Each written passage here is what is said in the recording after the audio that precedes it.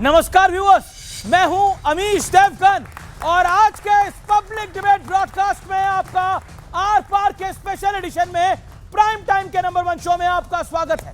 आज प्रधानमंत्री नरेंद्र मोदी ने कांग्रेस पर अब तक का सबसे बड़ा सियासी प्रहार करते हुए कहा, कांग्रेस का मतलब अब एमएमसी यानी मुस्लिम लीगी माओवादी कांग्रेस हो गया है।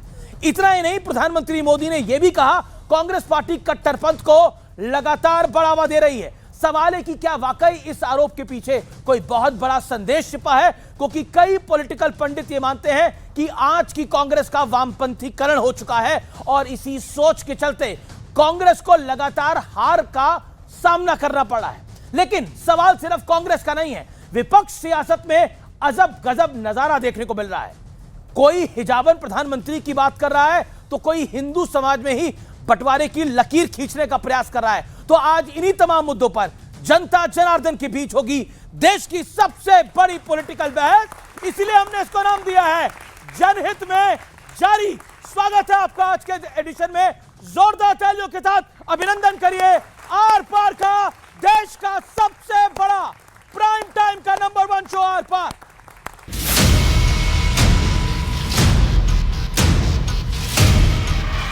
कांग्रेस आज माओवादियों से ज्यादा कम्युनिस्ट और मुस्लिम लीग से भी ज्यादा कम्युनल हो गई है।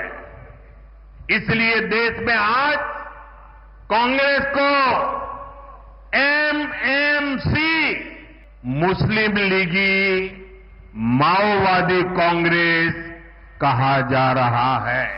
कांग्रेस माओवादियों से ज्यादा कम्युनिस्ट, कांग्रेस मुस्लिम लीग से ज्यादा कम्युनिस्ट। भारत के सियासी इतिहास में ये कांग्रेस पार्टी पर अब तक का सबसे बड़ा सियासी प्रहार है। और बड़ी बात यह है कि पीएम मोदी ने कांग्रेस पर यह प्रहार केरल की धरती से किया, जहां हाल में ही निकाय चुनाव में बीजेपी ने झंडे गाड़े हैं। वैसे देश की सियासत में विपक्ष जो मुद्दे उठा रहा है उसके पीछे बंटवारे वाली लकीर साफ साफ दिख रही है। किसी को हिजाबन पीएम चाहिए तो कोई हिंदुओं में जाति वाली लकीर खींचने में जी जान से जुटा है। ट्राइब के क्षेत्र में अभी आरएसएस के लोग घुस गए हैं और हनुमान जी की मूर्ति बांट रहे हैं। ये ट्राइब अगर धार्मिक हिंदू बन गया तो समझिए ट्राइब जिंदा ही मर जाए। आदिवासी का भी कोई धर्म नहीं है, तो हम कोशिश करें कि हमारा आदिवासी हिंदू ना बन पाए। इस बीच एक और दिलचस्प सियासत हुई। कांग्रेस ने बीजेपी और पीएम मोदी से सबसे मजबूत सियासी एजेंडे पर वार करने की कोशिश की, लेकिन उल्टा घिर गई। लोगों को वोट लेने के लिए मैं चाय वाला हूँ। चाय, अरे कभी चाय बनाए आप? कभी डब्बे में फिर के घूम के केटली लेके हर आदमी को दिए कि ये सब इनका नाटक है। दिस इज नाइदर संविधान का सम्मान और मोहब्बत की दुकान। इट इज नफरत के भाईजान, इट इज अपमान की जुबान of not insulting prime minister but insulting चाय वाला and insulting the Janata by making this kind of. इस बीच यूपी के सीएम योगी आदित्यनाथ ने भी विपक्ष पर बड़ा आरोप लगा दिया है।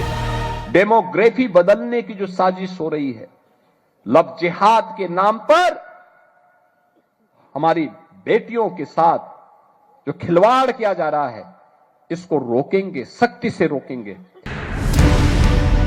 तो आज इन तमाम मुद्दों पर जनता के बीच होगी देश की सबसे बड़ी बहस।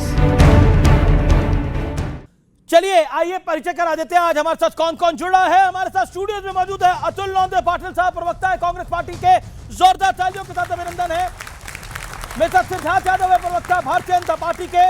मेरे साथ इस सत्र में मलूक नागर है, महासचिव रालोद के, फॉर्मर मेंबर ऑफ पार्लियामेंट है।